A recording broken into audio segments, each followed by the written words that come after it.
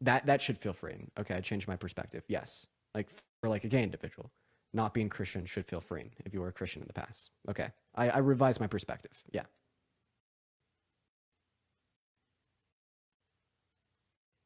I just proved myself wrong halfway through speaking. Quite frankly. Dean, what do you think about Trump wanting to reopen Alcatraz? I just literally think like crazy and insane. Like that's nuts.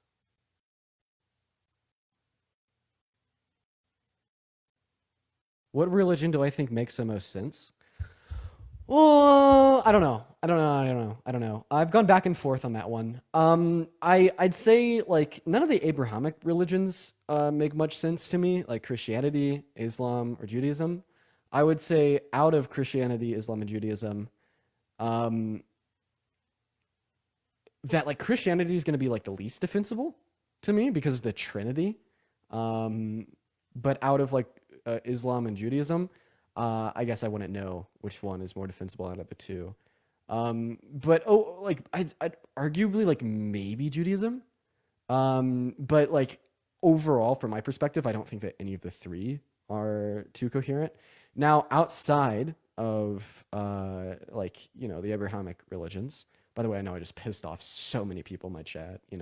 What is it like? 70 to 80% of humans alive hold to a religion under the Abrahamic umbrella. So I just like pissed off 80% of the chat. Anyways, for like the remaining religious beliefs, I'd probably say that deism makes the most sense. Deism is essentially the belief that there is a God. However, like this God is not personally involved with us. They just kind of like made the universe and stepped back.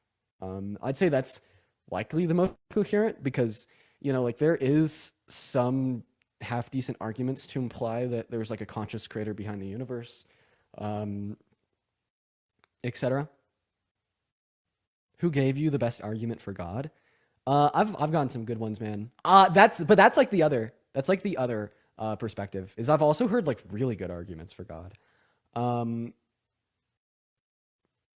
like how I think it's I forget what it's called now. Yeah, I forget the names, the positions. Opinions on Satanism. I wish that they just choose a different name. Like, I just the fact that they call it Satanism is just like so totally like it makes it impossible for like the movement to grow because from what I'm aware of, like Satanism is actually about like love, respect, etc. Okay, but like calling it Satanism is just so totally non-conducive towards like a greater understanding of like the virtues signaled behind Satanism. Because when you think of Satan, I mean, you literally think about the devil, right? It's a master troll. Yeah, yeah. Respect for it being a master troll. Thoughts on Jehovah's Witnesses? Um, my favorite branch of Christianity. I'm pretty sure. Like they're like insurmountably more liberal than other sects, right? It's my understanding of it.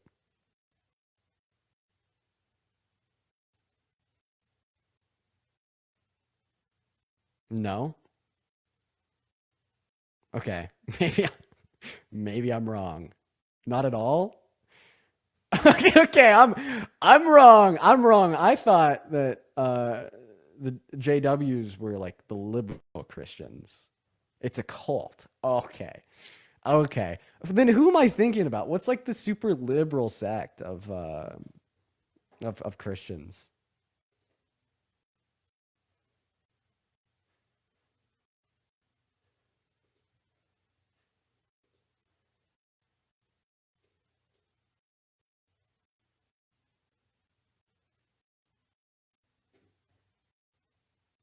Yeah, now I have like Matt texting me saying, "Did you just say that the JWs are liberals?" Lol. Oh, fuck. Episcopalians? Dude, I know that there's some progressive sects. Maybe that they're just like all non-denominational. Like there's a Christian church in Boulder that has a pride flag um, on their door. And the main pastor of the church is an incredibly kind older lesbian woman. And I remember hanging out with him, talking to her. You know, I will say the closest I've ever been to considering going to a church service in the last couple of years was when I was talking to her out in Boulder.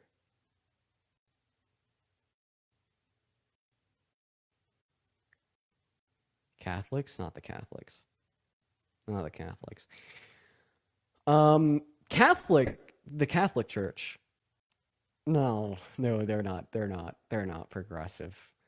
I'd say like something special about the Catholic Church that isn't true of other faiths, that I think makes it incredibly hard for people is their unwillingness to ordain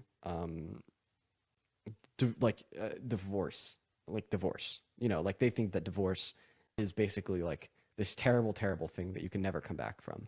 And I actually think that Pope Francis kind of changed the tide on that. He said that it is possible to kind of come back from a divorce and be accepted in the church. It's just super hard.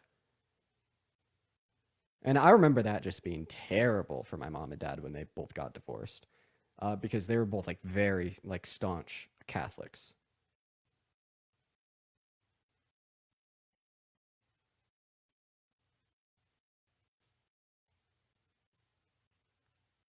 People are requesting, should we talk to someone? I don't know. Maybe the purpose of being on live is today is best just to kind of talk to people, agree or disagree. Just to have an open panel discussion. How about that? How about that? You know what I mean? How about that? It doesn't look like I was able to address the concerns of some. Um, According to some individuals in the Discord, I have said a whole bunch of nothing. Um, and I've been condescending this whole live. For those in the Discord, if you would like, if there's any specific claims that you don't believe I've addressed that you'd like me to, feel free to clarify them in the chat, and I'll make sure I address them on live. Because I do genuinely want to make sure that I've addressed essentially everything that individuals would like me to. So seriously, let me know in the chat, and I'd love to talk about it. And I mean that in a very genuine, good faith manner. Let's see. I don't know. Let's bring somebody up. And you don't necessarily have to be a Trump supporter either. If you want to talk about shit relating to the tour, if you want to talk about politics, let me know. Maybe we'll just take today to kind of hang out. You know what I mean? Let's see what Zach Collins has to say.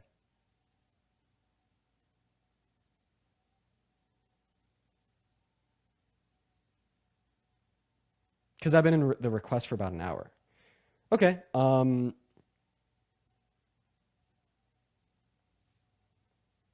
Jay-Z, if you'd like to come up, I'd love to speak with you. Let's do it. Let's do it. Where's Jay-Z at? Everyone give us one moment to get Jay-Z up. I'm looking for you in the queue. And I'll, once again, just re-ask you guys to be kind to the people on the live. We'll just be kind. How about that? Jay-Z, you're loading in. All right, we got Jay-Z loading in. Do you think all immigration America does is bad, like immigration into America? No. Okay. Jay-Z, I got you loading into the live right now. You just got to accept the invitation to come up because right now it's just kind of stagnated on the loading phase.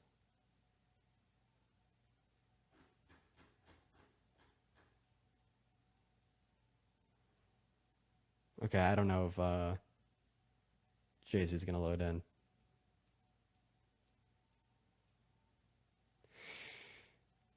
Well, it doesn't look like she's here. It does not look like she's here. Oh, well. Okay. All right. Hey, I want to go ahead and thank a couple people over on Venmo and PayPal real quick. She says in the Discord it's not loading. Just leave the live and re-request. Get you back up here. Who's my favorite person to debate? Okay. I'm guessing that you mean like the larger scale debaters. Here's my okay. Do you guys want my take on like the larger scale debaters, like people like Ben Shapiro, Charlie Kirk, and like my like very honest interpretation of talking to them? Yeah. Okay. So my honest interpretation of talking to Charlie Kirk is that he's not smart. He's not. He's not. I mean that seriously. Okay. And listen, I'll be the first to say it. You could be on the right and be intelligent. Okay. And I think the fact that when we deny that is dangerous because there's a shit ton of intelligent people on the right that just simply lack empathy or literally want more harm to be caused or use their intelligence to try to justify their prejudice, which is ultimately impossible as prejudice is indefensible, but they're able to apply their intelligence into at least making it rhetorically sound defensible to the average person. So you could totally be intelligent and be on the right. Okay? Right? But Charlie Kirk, he's not one of them. He's not one of them at all. When I've debated him,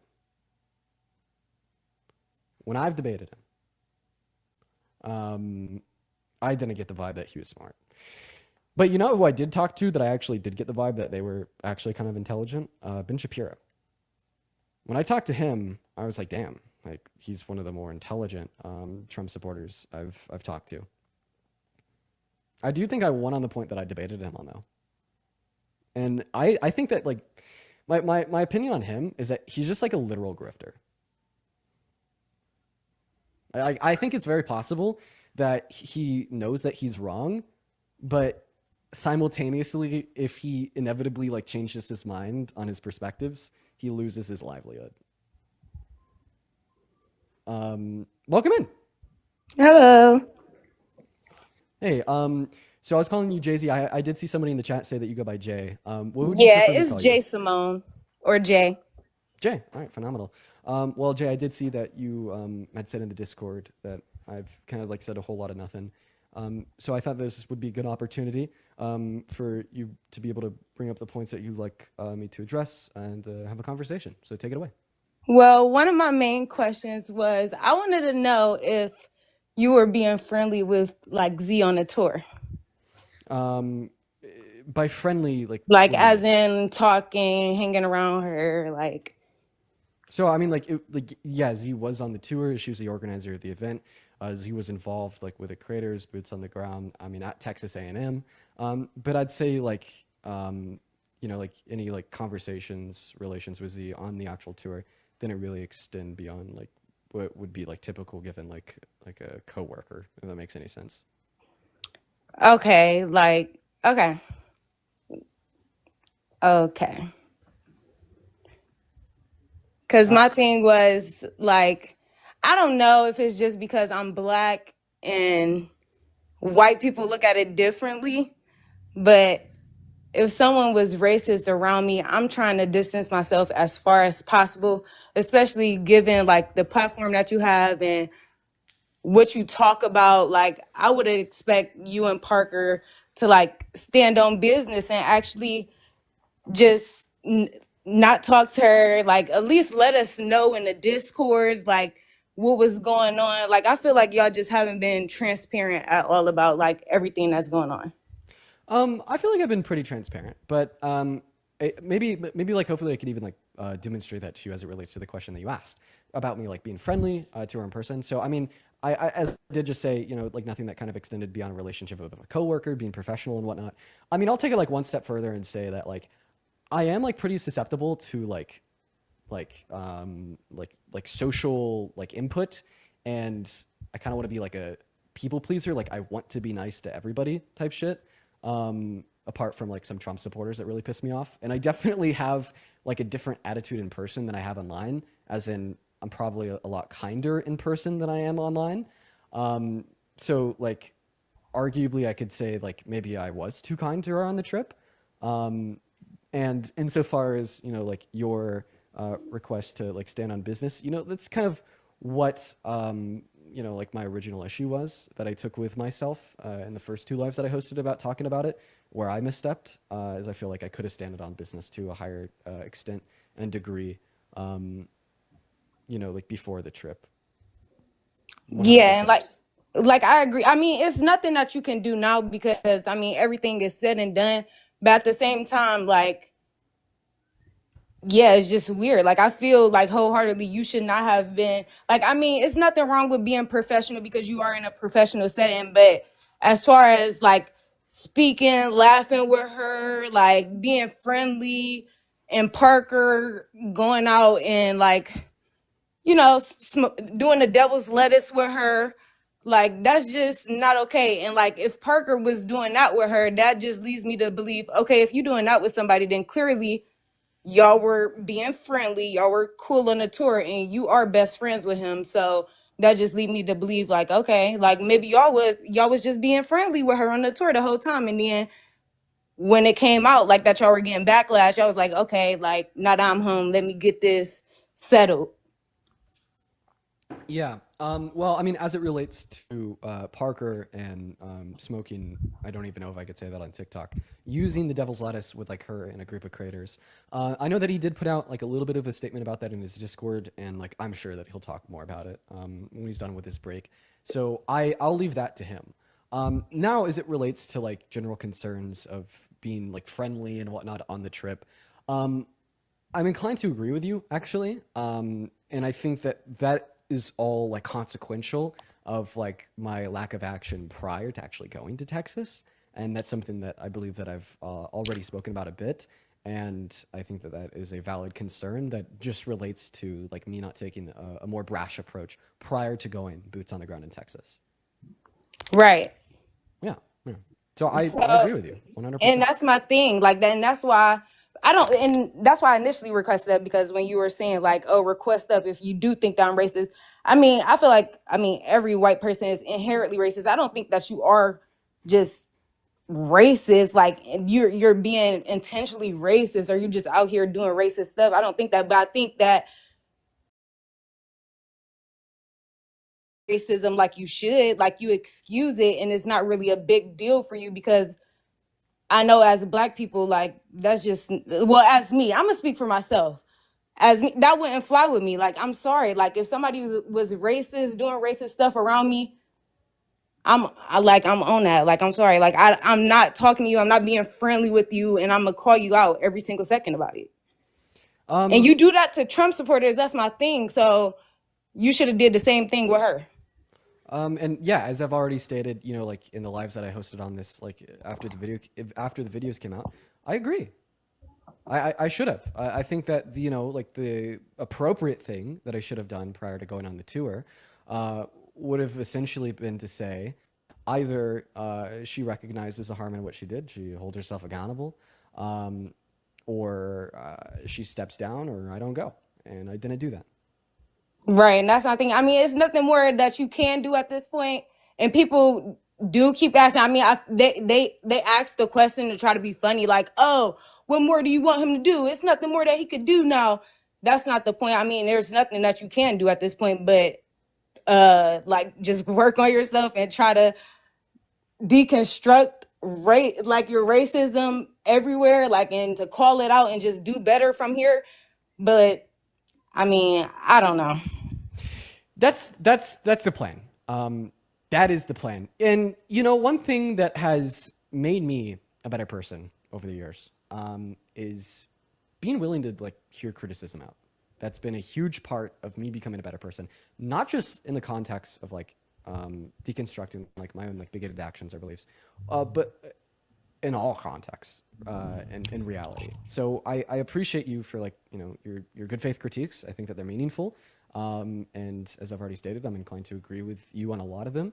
And I believe that I can recognize like the harm and kind of taking a back seat on not holding a red line against these things, and yeah, that's where I stand. Okay, and I have a question. Like, what do you feel like you would do in the future? Like, what are you working on to actually take accountability for what happened? Like, what actions are you actually trying to take, and what are you actually doing to deconstruct your racism and educate yourself about it and the different forms of racism, and so you won't feel like you have to be friendly to these type of people? Like, you don't.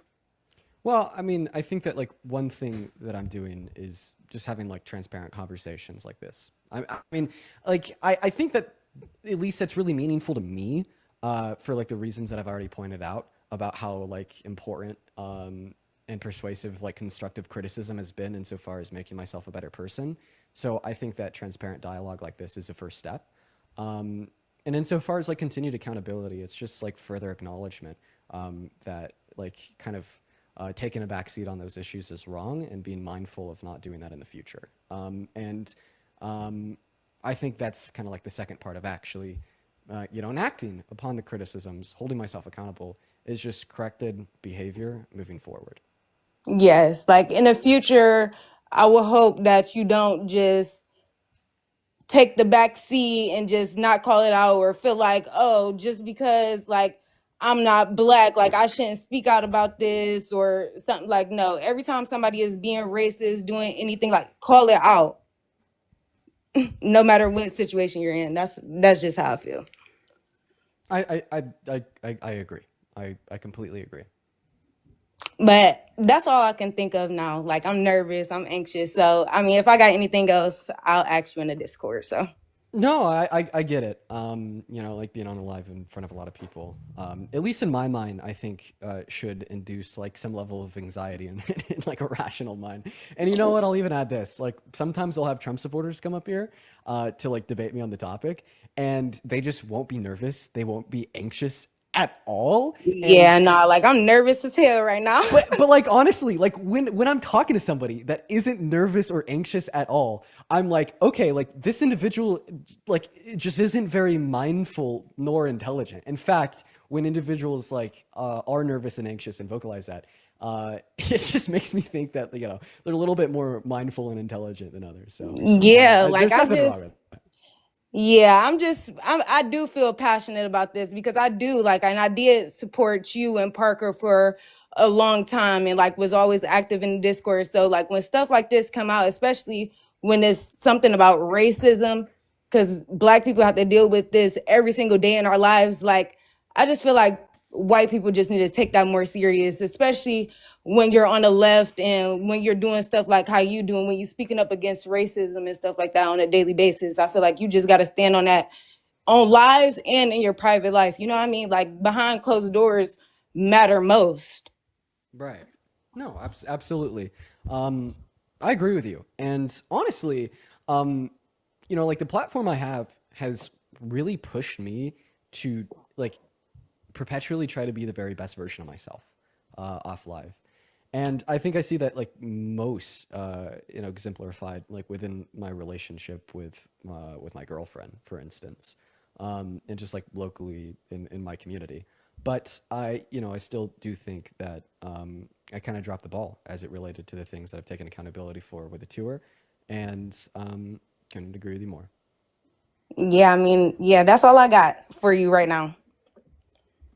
Well, I appreciate you for coming up. So thank you. Yeah, thank you for bringing me up. Yeah, have a good one. You too.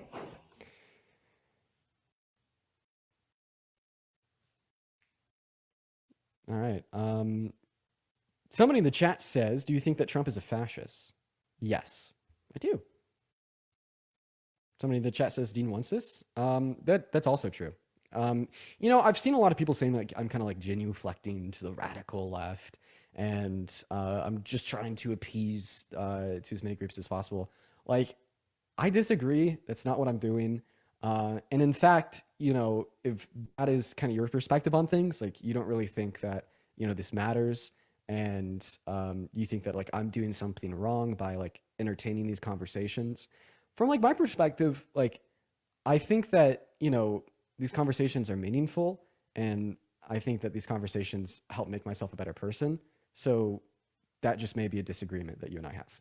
You know, um, like there is like a sect of the left that votes for the right candidate, supports the right economic policy, and has like progressive leaning social views of it's not wrong to be gay, trans women are women, et cetera, et cetera. But as it relates to like conversations against microaggressions, maybe uh, that's just something that you don't understand because you haven't been exposed to enough education on it. So, like, hopefully, even if you disagree with me here and you think that I'm too far left for entertaining the idea that this is serious, hear me out. Hear the guests out. Hear the critiques out. You know what I mean? It's worthwhile. It's meaningful. It is.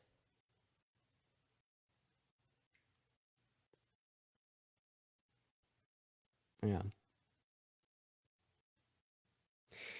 Somebody in the chat says it's a bit much.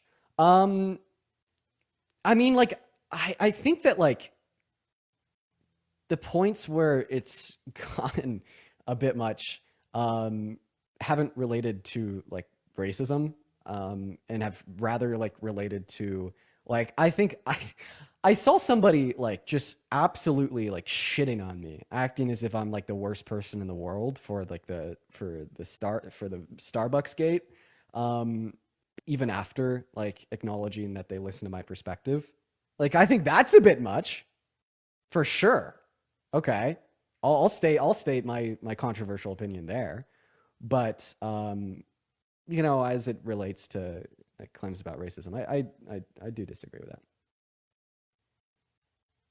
Whatever about Starbucks. Well, here's my take.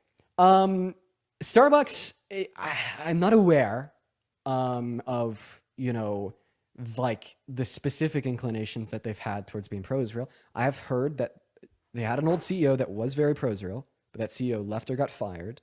And then, like, the other half of the coin is not Palestine and Israel, but is rather, like, being anti-union. And I just stopped drinking Starbucks because of that. Not to mention that local coffee places definitely have better coffee than Starbucks. Like, Starbucks doesn't really use real espresso machines, if that makes any sense. And their coffee's kind of shit, you know? Buy local anyways. It's likely that you're going to be paying less money for better coffee. So you had Starbucks today. Just try to buy local. Try it out, okay? You'll likely learn that you're going to be getting a better bang for your buck with better coffee. You know? Especially if, like, you're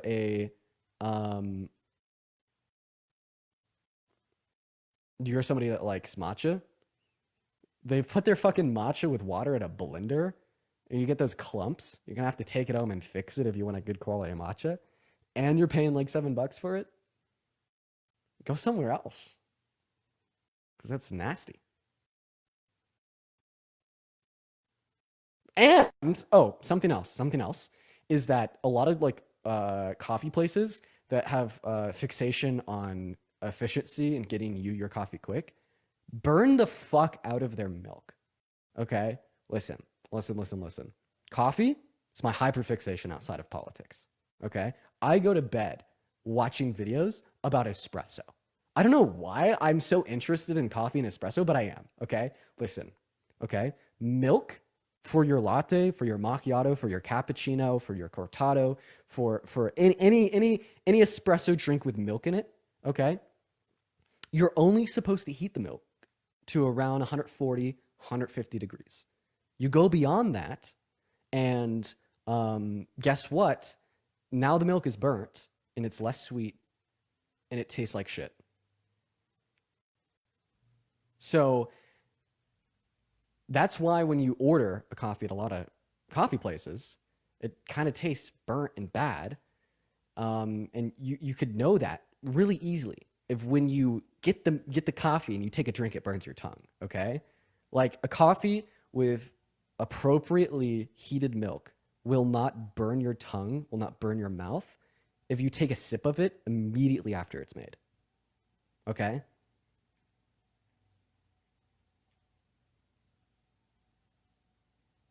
Do I like chocolate covered coffee beans? Oh, one of the best treats ever. What happened to the steak? Kind of got unhealthy to eat red meat every night.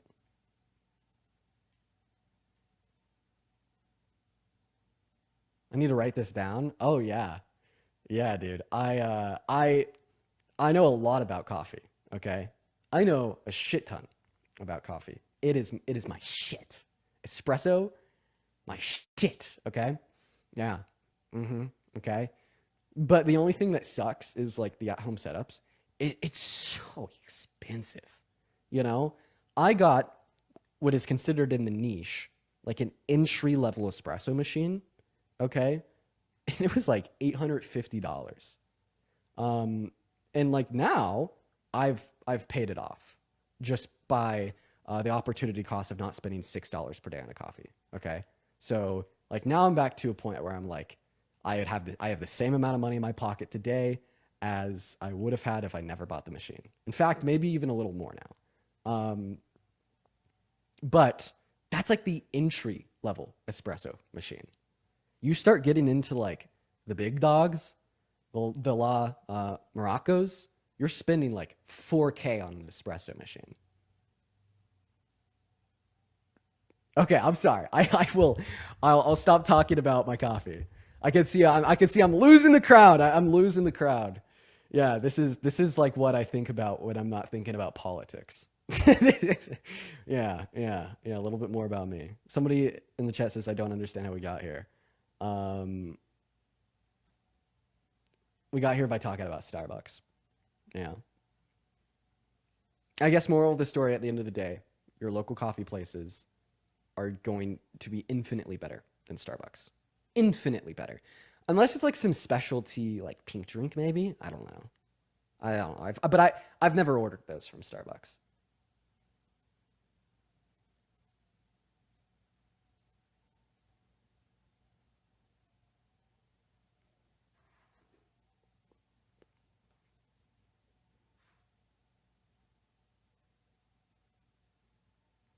All right. Piano? I don't have it up here. Okay. All right. We're honestly just going to bring someone else up. I think that we're just going to take today just to kind of chill, talk to people. I'm going to talk to you guys. Just things outside of like typical norm of 4-hour streams of debates with Trump supporters. Maybe we'll lock back in later, but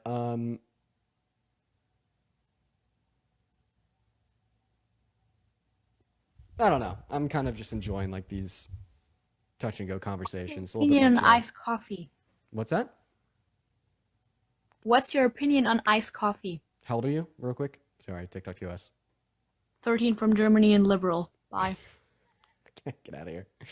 Um, yeah, opinion on iced coffee. I think iced coffee can be good, but a lot of times it can be bad. Like I will never, never, ever take an iced latte. Only hot lattes. But an iced Americano, yum. Okay, that's what I'm drinking right now. What's up, Caitlin? How we doing? How are you? I'm doing all right. What led you to the queue?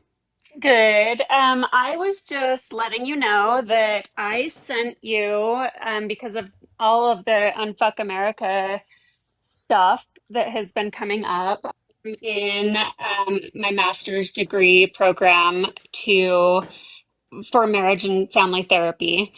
And I read an awesome article and I sent you a message on Instagram, but I wasn't sure if you check all the message. I mean, I'm sure you get ridiculous amount of messages. So I just wanted to let you know that like this article is super good and I think that it might help you with maybe some debates when it comes to racism and things like that. So I just wanted to kind of poke at you and let you know.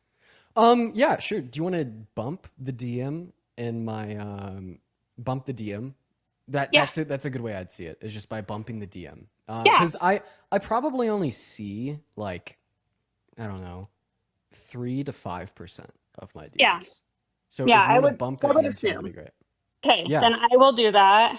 But I also wanted to let you know that I have not, like, I've followed you for a long time, and I have not um, ever really interacted or even watched your live. I don't watch very many lives. I'm 37, I'm a single mom, so it's kind of hard for me to have time to do that.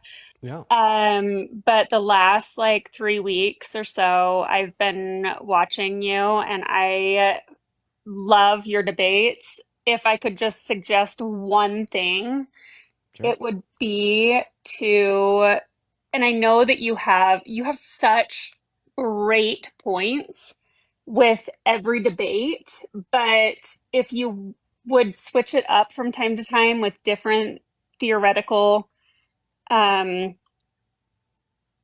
ideas and things like that, then I think that who are interested in engaging, I if know what that you makes mean. sense. Using So, different counter arguments yeah, to combat the identical points. yes, So exactly. yeah, right now I have a pretty large repertoire of Yeah, ways of different counter arguments to respond to identical points. But because I'll have discussions with people that support the same presidency for 4 hours a day every single day, even with a larger repertoire of counter arguments, they still get exhausted. But yeah. maybe, because you're telling me this on live and a lot of the chat is agreeing with you, it's probably good for me to think of even more and just kind of cycle out the old ones, cycle in some new ones. That's a good point. I appreciate you, Caitlin. I hope that you have a good rest of your day. You're welcome. Thank you. And I hope that you would feel okay or comfortable with reaching out to people such as me to help you with those counter arguments, because there's so many people who have such a different view on things that could still counter argue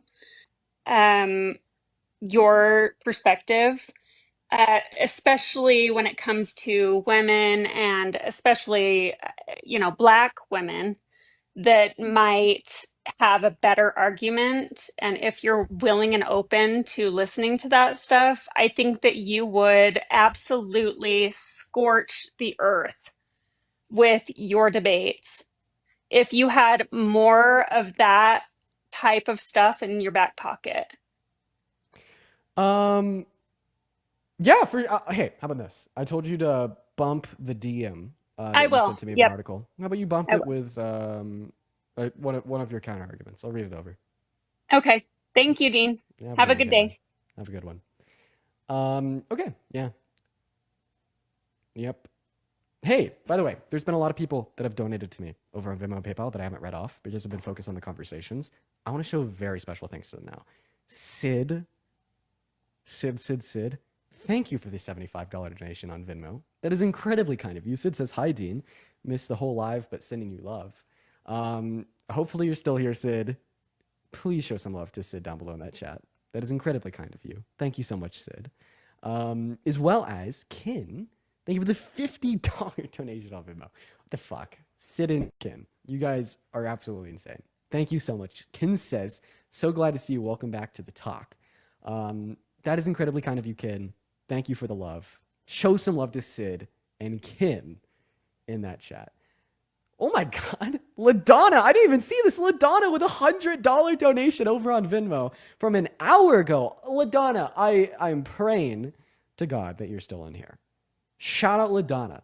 Please. Huge shout out LaDonna. LaDonna says, "Keep fighting the good fight. I appreciate you." LaDonna, it's incredibly kind of you. I really hope you're still in here. Show some love to LaDonna down below in that chat. Thank you so much. And then Elena, thank you so much for the $10 over on Venmo as well. Sabrina with the $10 on PayPal. Brianna with the $10 on PayPal. Una with a 5. Justice with a 10. And then Christian, thank you so much for the 25, and Brianna with a 50. Dude, it's good to see you, Christian, as well as it's good to see you, Brianna. Everybody, please show some love to Christian and Brianna down below in the chat. It's very kind of you guys. Thank you so much. Thank you. Show them some love. All of them. Show them some love.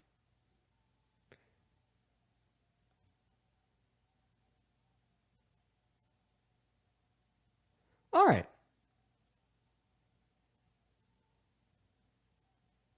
Who's next? Who wants to come up? Who wants to come up? Should we randomly select people from the queue or from the chat? What should we do? Thoughts on cold brew? Not a big fan. I like my espresso.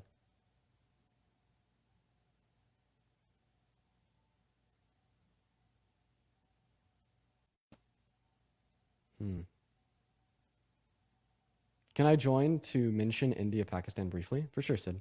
Sid on, sorry. Hop in that queue. Because I don't know what's going on. Maybe you could help inform me. Where are they at? Bring up Parker. Parker's taking a break, quite frankly. It's the truth.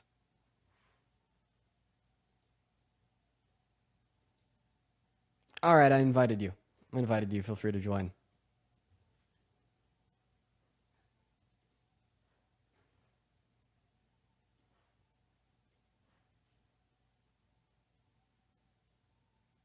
Where have I been? I've been away. I've been being a real human. Let me tell you. Taking 4 hours out of my day to stream, and then like all the hours outside of that, just for everything that you don't see on the back end, it takes a lot of work. Doesn't allow me enough time to touch grass. The last couple days, I've been touching some grass. Howdy. How are you? You know, I'm doing all right. How about yourself? I'm all right. I just would mention Pakistan and India. I am Pakistani fully. And recently, India, the government launched an attack in Pakistan, and they're fighting over Kashmir. And the reason why India launched that attack was because they thought Pakistan attacked them a while ago when they had no proof, and Pakistan denied that.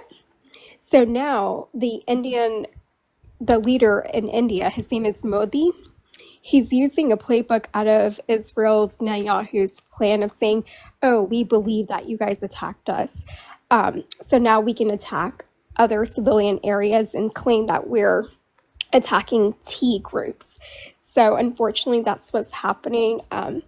Modi and Netanyahu are very close, but a lot of Indian people do not stand with the Indian government. Same with the Pakistani people, they don't stand with the Pakistani people. So that's another issue. A lot of Indian people are very pro-Palestine still. However, the Indian government is corrupt too at the same time. But India never had any proof of it. And so that's just what's happening over the last few days so far. Okay. Actually, a lot of people in the comment section disagreeing with you. I think I need to do my own independent research to come to my own conclusions, but I appreciate you for your insight. And I think it's very obvious that I need to do a bunch of independent research into this to determine what I believe the truth to be.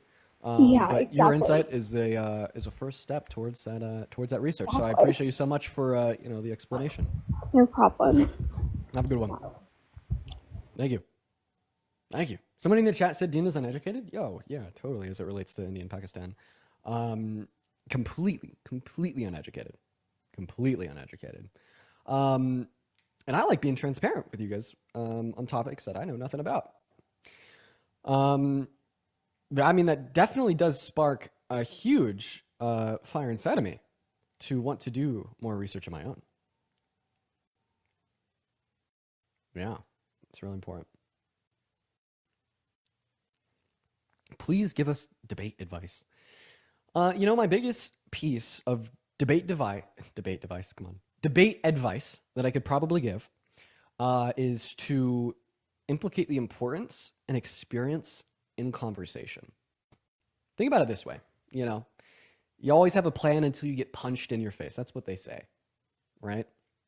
And I feel like the way that relates to debates is you always have a plan and you know what you want to say until you're feeling the heat, until you're in a conversation, until you're hearing their points. They're interrupting you, they're giving you straw mans, they're saying shit that doesn't logically follow, but you don't know how to articulate that it doesn't logically follow. The only way to really gain an ability to have an understanding of how to debate is to debate. So be educated, that's the first step. But the second step is to have experience in conversation. Somebody in the chat says, bro, Dean, you can't give any advice. Oh, come on. Oh, come on. Who is that? Who is that? Where are they at? Where are they at? Oh my God, they don't even have a name or a profile picture, so I can't find them and invite them. You lucky goose.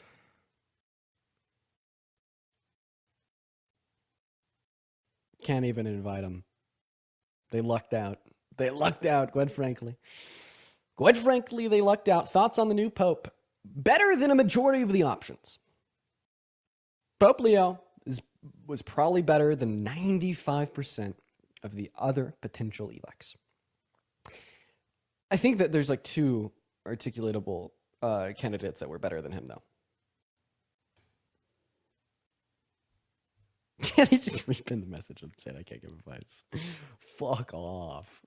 Oh, come on. You know, forgot how insufferable Trump supporters are. It's been a while. It's been a while. Hello, thank you for the $10 on PayPal. I appreciate you for that.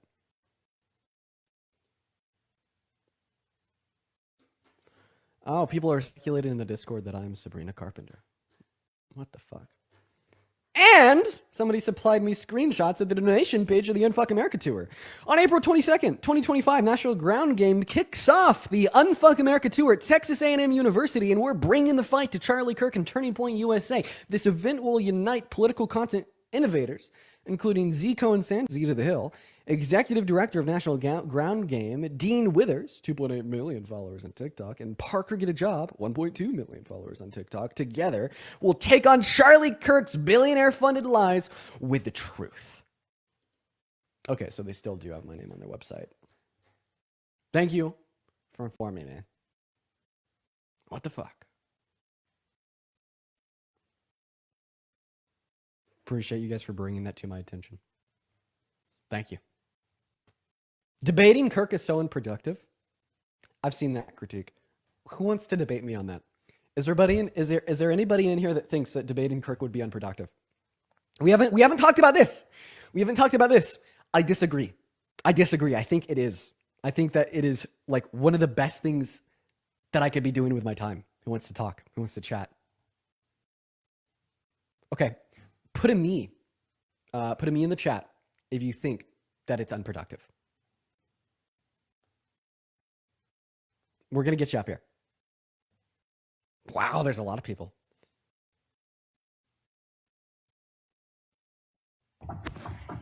Hello, Hannah. There's no way. Okay. Hi, how are you?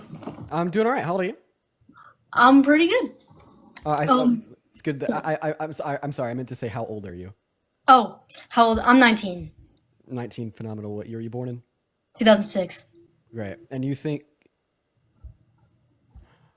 Yeah, it works out. And you think that debating Kirk would be unproductive? Yes, not but probably not for the reasons that you'd expect. I just think that he's I guess too close-minded, and I guess impossible in a way. That's okay. So your standard of productivity is essentially like my ability to change his mind. And because he's close-minded, and it's likely impossible that he'd ever change his mind, therefore, in accordance with that standard of productivity, the conversation would thereby be unproductive, right? I guess it's more so it's not your ability to change his mind, it's more so his inability to change his mind, to allow his mind to be changed. Yeah. If that makes sense. I agree, actually. Okay. I think if I were to talk to Charlie Kirk and have a 100-hour debate with him starting now, ending, I don't know, in like 4 days, Right. he wouldn't concede or change a single one of his beliefs. Yeah. Right? Yeah, absolutely. But the reason I see conversation with Charlie Kirk as incredibly productive isn't because I think that he'll change his mind, but rather because I'll be able to hopefully change the minds of individuals that look up to him, that follow him, that lead by what Charlie Kirk says, that think Charlie Kirk is a god, that shits on everybody because of how defensible the views of the right must be. But when, I'm in a conversation with somebody like him, although they may never concede their points, they look really silly in their inability to concede, even though, they're definitely being proven wrong. And that kind of decreases his quote unquote aura a little bit. and it educates the individuals that follow him and may only engage in the hyper right-leaning echo chambers that he leads. Yeah, that was very well said. I was wondering if I could ask you another question completely unrelated while I have you on here. Yeah, for sure. So I've been watching your videos for a long time, and I ultimately agree with most of what you say. Believe trans women are women, trans men are men. Do you think, though, that it is important for, like, I guess let's just say, like, trans women to, like, just recognize, like, what biological women go through, like, recognize that they are not biological women per se? Because, like, as a woman, like, who's gone through, like, menstruation, obviously, like, certain things like that, like, that they have not gone through, like, it doesn't take away from the fact that they are a woman, but, like... I don't think I could really talk about this on TikTok because they like to take me down. But Okay. By biological women, I'm assuming that you mean cis women? Yes, sorry. Yeah. So, I mean, I think that, like recognizing that when we're defining what, like, a woman is, when we're recognizing what a trans woman is, it's a relation of gender to a social construct compared to being rooted in, like, the biology or anatomy that of a female. And, like, I think that, like, maybe that necessarily implies, like, an implication that if we define gender as a social construct, it's thereby not being defined as being related to, like, one's biology or, like, phenotypical expressions of one's sex. And I'm pretty sure that is a recognition of, like a biological difference, right? Like, in defining the gender as related to a social construct, you are making a recognition of a difference in a difference in biology. Okay, yeah, and that was well said. I didn't really necessarily come up on here to debate or argue with you. It was really just like, just asking for your opinion. And I'm seeing some comments, some people are angry with me, but I just I just wanted to get some insight. Yeah. Okay. Well, I hope you have a good rest of your day. You too. Thank you. Yeah. Okay. Well, look at this. Yeah. I think, like, to Hannah, I think, like, the reason why, like, you're seeing people angry at you in the chat is because, like, 9 out of 10 times when people are like a biological woman, like, that's, like, typically used by people that, like, shit on trans women. And I don't know if you fall in the 9/10 or the 1/10, but regardless, I answered your question.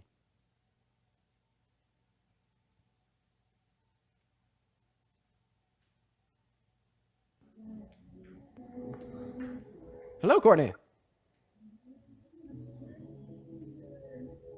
And Courtney is not here. Goodbye, Courtney. Goodbye. Buddy's actually scared, says the same random no name. Oh, I was able to get him! I got him, guys. Yo, I got you. What's up, Dean? How old are you? I'm 18. So I just want to clarify, you do really think that I'm scared of you? Yes, you're not just scared of me, scared of people that know what they're talking about. Like Charlie, all them people on podcast. You don't debate anybody. That's why you're on TikTok all day. So did you just not happen to see the video where I tried to get Charlie to debate me for 2 hours and you denied? He will debate you. Step in the line and he'll debate you. He debated Parker. I've already tested that theory. That theory that you have Debated there, Parker, did he not? Sir, that theory that you have there, step in the line and he'll debate you, has been proven demonstrably false. How? Because I tried to step in the line. So how did Parker get in? I don't know. Maybe he's just scared of me, not scared of Parker. I mean, yeah. I'm So you're just saying saying, Parker's uneducated? Yeah, No, you weren't obviously, joking. obviously. You got an ego. You're not joking. No, because he didn't debate Parker either at Texas A&M. He did. No, he didn't. Yes, he did. I saw the video. Parker went up there and debated him. He asked about the Elon Musk stuff. Yes, sir. At CSUN, about 2 months prior, not at Texas A&M. Well, I don't know. I can't keep track of all that. Well, then don't claim that you can, because you Okay. just denied me telling you that he didn't debate at Texas A&M by saying he did. No, he didn't. And you just We admitted that you both don't even agree know. that Trump is the most progressive president we had in the past 2 decades. No, Okay, why can't we agree on that? because I don't believe that he's the most progressive president we've had in the last 2 decades. So immigration isn't doing great right now? Like we don't have illegal immigrants busting in? Okay, do you think that like not giving humans their constitutional protections, which they deserve and had been ordered by the Supreme Court to be If they're respected, is... American, they deserve it, yeah. Okay, so you disagree. You think that undocumented migrants don't deserve any constitutional Yeah, I protections. feel like Mexicans, if they're gonna break in without, getting a Visa card, I mean, I feel Okay, like so you're trolling. how am I trolling? I mean, you just said like specifically Mexicans. So apart from that being like Well, incredibly bigoted, if there's an well, undocumented it's not migrant big. from, That's let's just say, that's the main problem for so illegal let's just say if immigration. there's an undocumented migrant from the UK that's not Mexican, do I mean, they yeah, deserve yeah, constitutional protections? that too, but I mean, Oh, Mexicans are a bigger that too. deal. Oh, okay. So like in all reality, Like, you don't think any why undocumented migrants are we deserve going to constitutional school? protections. So then why single out Mexicans? It's not. It's just an example. I'm giving you Uh, examples in case you don't know. so no, you did specifically single out Mexicans. I mean, Mexico, Canada. I'm not singling them out. It's just an example. In the deployment of the example, you singled them out. Okay, but you know what I mean when I say that. Illegal Um, immigration. actually, like, no, I don't. Actually, no, maybe I do. Actually, no, I do know what you mean when you say that. When you like refer to all undocumented migrants as Mexicans, oh, No, I know what you mean. I didn't And I mean, refer what to you them as mean that. is just like a form of bigotry where you No, assume that all individuals that are in this country that do not possess citizenship or residency are from Latin America and are Mexican. But the reason why this is bad, apart from just being a false stereotype, is, well, then this propagates social norms where individuals from Latin America that are residents or citizens are treated very differently than residents or citizens that aren't from Latin America, and more harm is caused to them. I'll give you an example. My grandma's best friend is Mexican. She's a citizen, and she had 2 young teenagers come up to her and tell her that she had no right to be in this country and she needs to go back to her home country. He left. And then he said in the chat that he got reported and banned. No, you didn't. It tells me when that happens to my guess. You dropped yourself. Oh, come on. Come on, bro. Let's be real. Let's be real. He left. Get a grip, dude. You know what's kind of freaking me out is that guest told that 2 hours ago, 2 guests ago, that she was 19, born in 2006, and how like wrong that sounded to me. But then I did the math, and that's right. That's kind of crazy. 19, born in 06. What the fuck am I talking about? I was born in 04.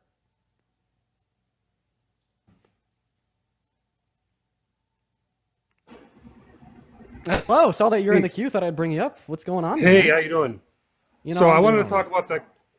I'm doing good. I wanted to talk about that Kirk question you had.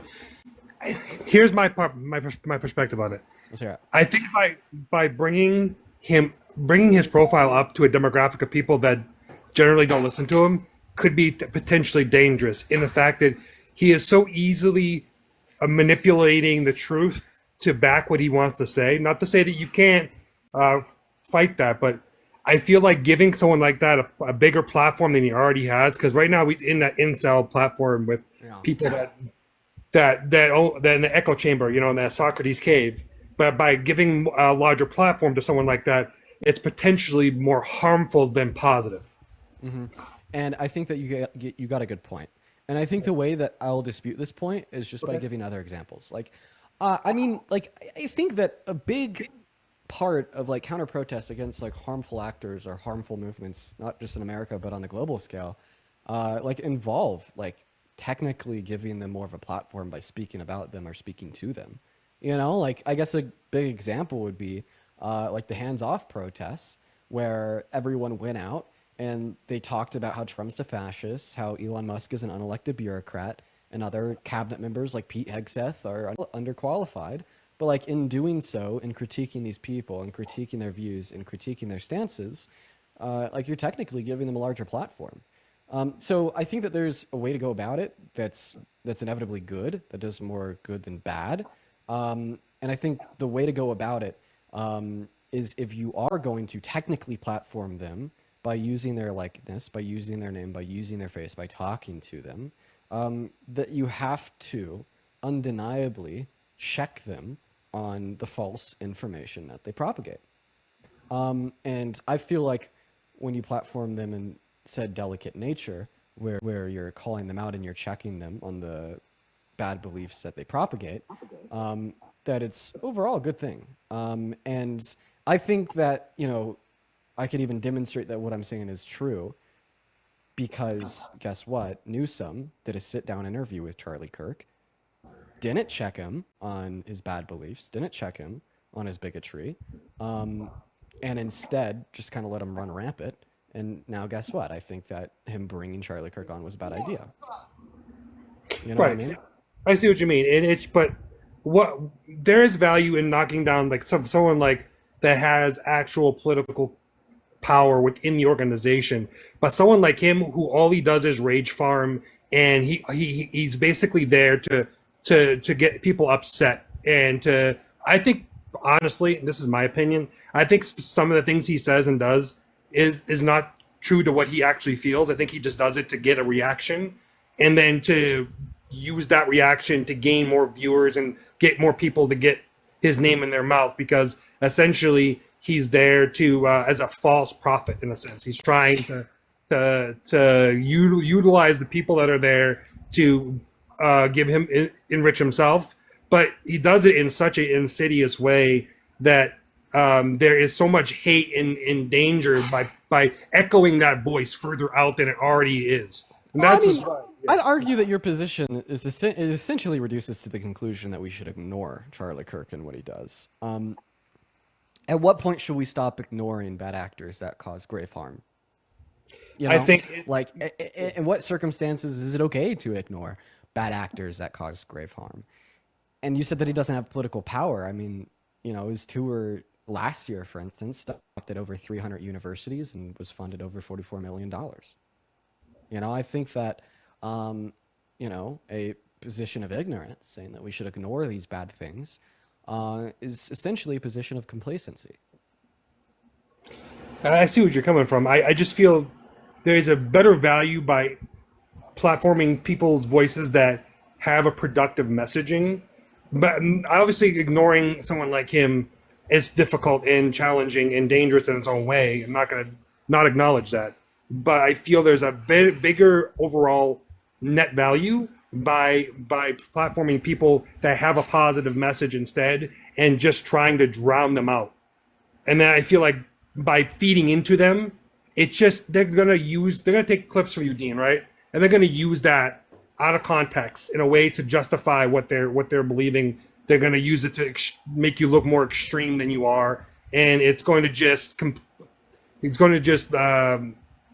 confirm their bias, So I hear what you're saying. You're basically saying if you're not prepared to have a conversation with somebody that will be bad faith, that could use your statements and words against you to propagate like an anti-progressive movement using you, that it's not something you should do.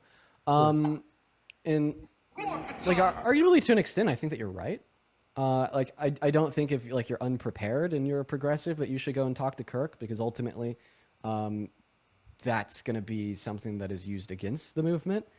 But I'd say I feel like I'm sufficiently prepared to engage in conversations with bad actors that I know will try to manipulate what I say and use it against me.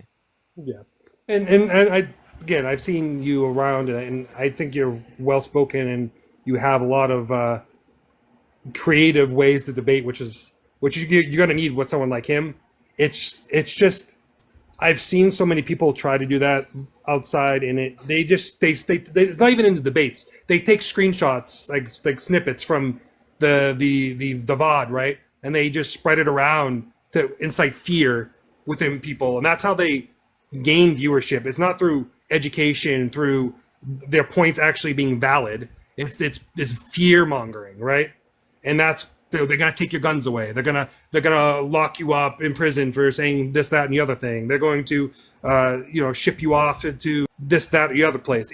They use this fear to basically farm that for their movement. So yeah, like once again, like I understand what you're saying. They're just going to use that to further farm their movement. Well, I mean, like arguably, like inevitably, if we want people to know that this is like fear mongering, if we want people to know that the beliefs of these people on the right are just completely lacking a coherent logical basis, and you're just being scared into believing this propaganda, and now you're a member of a cult, I want to tell that to their faces. And what's the best way of doing that? By telling it to the leader who all of their faces are watching. You know what I mean? Yeah. And I mean, I'd say like the empirical evidence that I have that overwhelmingly it's a good idea to talk to people like Kirk is probably like the outcome of Texas. Like, I'm not going to lie. I think what I did in Texas was actually very beneficial to progressivism and anti-Trump movements. And my evidence of this is a minute video of talking to Kirk where he just seems absolutely terrified to debate me, absolutely terrified to talk to me, denying me the ability to talk to him, and then like 25 seconds of Trump supporters being like, "Why the fuck is Kirk doing that?" Having a guy in a red hat in the front of the row saying, Kirk should talk to you. This is a marketplace of freedom of expression and beliefs and ideas, and the fact that he won't is kind of weird. I'd say that video I put out is probably the most effective piece of quote unquote anti-Trump propaganda I've ever released, because of the response that I've seen from people on the right being like, damn, I'm a Republican, I'm a Trump supporter, I love Kirk, but Kirk actually looks really bad here because he didn't talk to you. We're releasing media that makes these people look bad, even to their own supporters, is something very good that we should be doing, because that is all the right has been doing for modern American history since Trump got into the picture, is calling liberals communists, calling undocumented migrants gang members, saying that T people are going to molest your children, making the other side look bad to scare you into supporting them. Now, I'm obviously not going to use the same propagandistic scare tactics, lying about people on the right into making them look bad to push their supporters away from them, but I'll rather just use an expression of truth with the use of reason, fact, and logic to make them look bad, to push their supporters away from them. Right, and I think the only example I can reference that where this kind of went the other direction is that debate that DeSantis had with Gavin Newsom. And if you watch the debate up until the very end, it was basically a flogging on national television that we saw of DeSantis, and then they used that last 30 seconds. You know what I'm getting at. I don't think I know what you're referencing, but I just don't think that Gavin Newsom is qualified to be having those conversations. Right, and I don't disagree with you either. But I'm saying is like that the last 30 seconds where his wife came on stage, that's where they clipped it and they pushed it around and they made it look like the DeSantis actually came out of the debate. Granted, it's an inconsequential debate, but it raised DeSantis' profile, and obviously didn't do anything for him in the long run because he wound up getting crushed by somebody who didn't show up to the debates, which honestly think shouldn't be a thing. But that's besides the point. I want to ask you a follow-up question, okay? Because you said that overall it's a bad idea to talk to Kirk because in doing so you embolden his voice and you give him a greater platform. Here's my question. Okay. Well, I mean, isn't the same thing true for like any Trump supporter? I bring any random Trump supporter up on this live and their voice goes from being broadcasted to their little circle in their echo chamber at home to the internet, thousands of people and possibly hundreds of thousands or millions of people of what they say gets clipped and posted online. So, I mean, could we say that, like a slippery slope conclusion of your position is that engaging with all people are on the right is a bad idea? Well, and there is a very valid point you're making. The difference is that somebody like a rando Trump supporter here, their outreach and capability of manipulation, and if you think about even because Kirk has a team of people, not just him, right? I feel like there is a bigger danger for something like that versus like an individual that be sure their voice could, it's not gonna disregard that, but their voice could reach more people, and that is harmful in a sense, but not nearly as harmful as someone that has an operation, a team that can basically promote this on a larger level and just twist words in a way that somebody who's from Middle America or from somewhere that doesn't understand how politics works and how to debate is not going to have that ability 9 times out of 10. Won't they be able to better twist the beliefs and perceptions that the public holds if they push their propaganda to the public without pushback? Yeah. I mean, there is a degree where you have to try. I agree, and I'm not going to follow this all the way down to the very end here. I do believe there is value in providing light, especially when there is so much darkness out there. It's just that with some individuals, I feel, and it's harmful to give them any more oxygen than they already have. I feel like I don't know. I feel like me engaging in the conversation with Charlie Kirk actually takes oxygen away from him. yeah, I see what you mean by basically what I'm thinking you're getting at is by discrediting him, it devalues him amongst the people that listen to him, and that is to a degree correct, and I'm not going to disagree with that part. It's just the messaging that he puts out and is what I'm worried about, right? I think we're in a position right now as a nation that the lies of the administration are going to come out on their own, and they are coming out on their own, and it is. No, they're not. You don't think so? No, the lies of the administration are absolutely not coming out on their own. They're only coming out and being broadcasted to the public because of progressive movements, because of good faith actors on the left that want the public to know the harm that the administration is causing. They're absolutely not coming out on their own. In fact, arguably, if there wasn't like pushback from progressive movements, progressive individuals at all, like nobody would know the lies of the administration. That ABC News reporter wouldn't have asked Trump if he knows what the Declaration of Independence, and the other NBC News reporter wouldn't have asked him if he thinks he has to abide by the Constitution. We wouldn't have seen CNN, MSNBC, ABC, the whole 9 yards, all of the liberal news media organizations, as well as independent content creators, talk about the fact that the Supreme Court ordered him to facilitate the return of a migrant that he was violating the constitutional rights of. That shit does not come out on its own. No, and I get what I was getting at more or less is the damage that the tariffs are causing, right? If nothing else, those were going to come whether they're broadcasted or not, because it would have wound up on the shelves and people would end up paying for it. I actually don't think so. Think about it this way. What percentage of the American public would you say know and agree that the inflation suffered under the Biden-Harris administration was caused by the pandemic? Probably less than 40%, I think. Would you say a big reason why you believe it's less than 40% is because people on the left, including the Biden-Harris administration, didn't broadcast that point to as many people as possible? Yeah, the messaging was definitely lacking, right, for sure. If their messaging was better, and they made it more abundantly clear to the American public, including individuals on the right, that they didn't cause that inflation, but rather the pandemic did, well, maybe Harris would have won the election because more people would have understood the negative economic implications that we saw in the last 4 years were caused by the administration. Now, what's the difference between the additional messaging that we are now hoping we would have seen from progressive actors and the Biden-Harris administration on what caused that inflation, and me talking to Charlie Kirk, explaining that every single one of his views are absolutely absurd, misled, and undeniably false?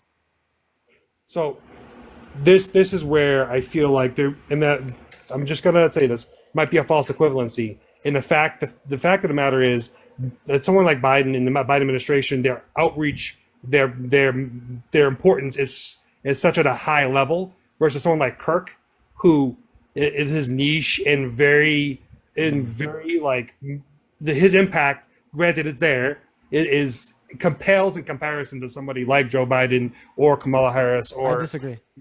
You think so? I disagree. I think that Charlie Kirk probably has the same reach or slightly lower than that of like Biden or Kamala Harris today. Why would you think that? Just based upon the raw data, the numbers. He's by far the largest conservative influencer outside of like the government, in America. There's a company, it's called Center for American Progress. They do daily reports every single 24 hours about what's being discussed on social media, what's popular in online politics, Charlie Kirk consistently ranks top 10 alongside people like Michelle Obama or mainstream media news sources like CNN, MSNBC, NBC, etc. Okay, so you basically based on his the viewer content, you're saying that compared to what someone like a president would have, the impacts are very similar to their audience. I'd say that Charlie Kirk is probably the closest thing we have to a presidential level of impact in media from a private citizen. Yeah. So would you now just to ask, this is an honest question asking you. Do you think he's on the same level as someone like Ben Shapiro, or do you think they're miles above? miles above me? Ben Shapiro pales in comparison to Charlie Kirk's reach. Okay. Yeah. All right. No. I was just listening because Ben Shapiro does similar content, a little bit different. Obviously, he's not going to colleges as like Kirk is on the same level, but yeah, they have a similar style of debating.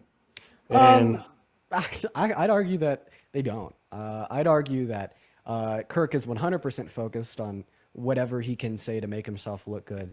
Meanwhile, Shapiro at least tries to justify what he believes in with reason and logic. I'd say that they're very different. And I'd say that they have a level of like equal importance of rebuttaling. However, like Kirk specifically, because he's a literal propagandist, it's significantly more important to be like countering like his rhetoric, his beliefs. I find him to be incredibly dangerous. would you say he's more dangerous than Shapiro then? Yeah, right now for sure. Right now, okay. Right now, but they're both very dangerous. Yeah, they are. I mean, they are very. By no means am I.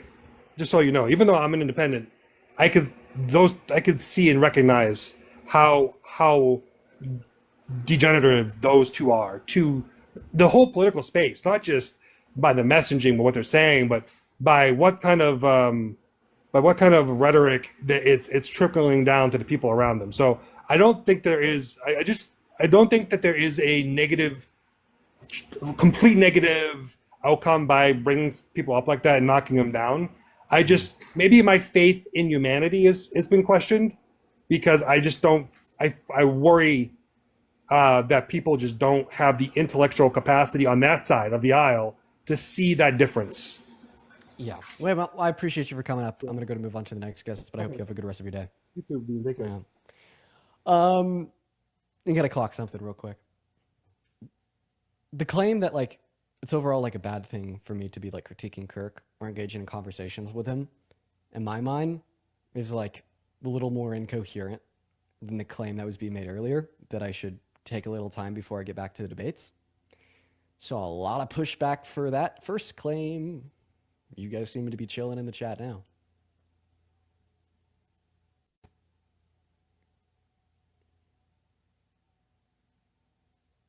Let's go and see who's next. Next stop will be. So how is your rich lifestyle going? How's that going? I'm gonna turn off your profile, your camera, because I don't. That's fine. You still taking those? No worries. You still taking those $1 million trips, man? Oh yeah, I got the $1 million in the coach bag. It's on my side right now. You still got it, right? Yeah. You still selling those $2,800 books? Where the fuck? $2,800 books? $800. Okay. Let's get the facts straight. So the $2,300. I'm sorry. No, silly goose. I'm gonna correct you, and we'll get the facts straight. So the e-rich lifestyle thing. Okay, yeah, it was cringe. I said this originally, and I'll say it again now. I actually don't think it was a scam. So what I sold the actual product was development of e-commerce stores. And in fact, I think I was very qualified to be selling that. And at the time, I may have sold that for $200. I actually went on to sell it for 5 figures. I have 2 international awards for full stack web development. And inevitably, I landed a spot as the creative director of a e-commerce company with a brick and mortar production plant, doing over 7 figures. But the videos, so cringe. The marketing, terrible. So fucking cringe. But arguably, I don't think it was a scam. I just kind of meme. Oh, okay. I just wanted to clear that up. Just wanted to make sure.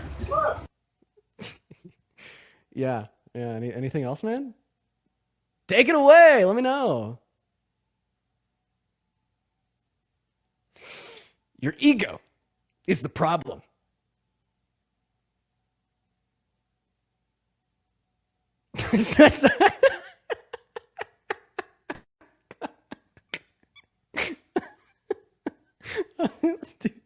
I can't do that. I can't do that. That's terrible. That's that's so bad. No, he left. That's so bad. That's so bad. That's so bad. That's so bad. That's so bad. Oh man, those videos, man. That video, dude. So I see that reposted once in a while. And they're like, oh, look at this fucking grifter. He couldn't make it on the right wing, so he went to the left wing. Okay, let me tell you. Those videos, they're bad. They're bad. They're really bad. They're terrible, okay? And yes, they were actually used as marketing content to sell my services. But like, even when I was filming that, I got carried away. And although it was real marketing content, that was still very satirical. You know? And I talked to my girlfriend about this every so often because she knew me back then too. And the conversations with her kind of go like this. Dean, this is her. That is so cringe. That is so bad. Like, I know that even then you told me it was satirical. Like, I'm so happy you've moved on. I'm so happy you're doing better as a person. Yeah, man, that was bad. But I'm not a grifter. Okay, I'm not a grifter. Hear me out. I could actually give you reason to believe this beyond my word of mouth. Okay? All right? Hear me out. If I was a grifter, if I wanted to take the path of least resistance to line my pockets, I would have gone to the right. Are you kidding me? Do you know the amount of bridges that I've had to burn because of my progressive beliefs? I haven't talked to my brother since December because he kicked me out of his house that I was paying rent to live in before the rent cycle had ended because he didn't like my progressive views. I fucking haven't talked to the grandparents on my dad's side of the family, or one of the grandparents, specifically on my mom's side, for a while because they don't like my progressive views. I don't go to family events with my mom's family anymore because when I do, I'm in the fucking hot seat. I don't go to Thanksgiving. I don't go to Christmas. I don't go to birthday parties. Because when I do, guess what? Here comes my aunt. Joe Biden opened the borders. How can you support that? Or the cousin. Oh, the cousin is where it gets bad. My cousin frequently shit talks me to my family, to my mom, to my dad, on the internet too. Okay? In fact, I'm not going to tell y'all who it is, but there was a video of me cooking. This was a while ago. Top comment, it was my cousin saying that I was an uneducated tool of the left. My own cousin. My messages with her. Paragraphs about how even though we have different political opinions, she's still my family. And I will never respect what she believes in. But it also really pains me to see her like publicly shitting on me. All of that, you know. So that's a refutation to that point. Who's next? Somebody in the comment section said good. Bruh, come on. It's actually crazy. I mean, I don't see it as crazy. It got to a point where it's like the shit I do on the internet bled into the phones of the conservative family members now. And what can I do? Like, hey guys, stop watching my videos so they don't get as many views, so they don't bleed onto the For You page of my family members. Unfollow me on Instagram so my videos don't pop up on their feed. You know, there's nothing I can do. Let's see who's next.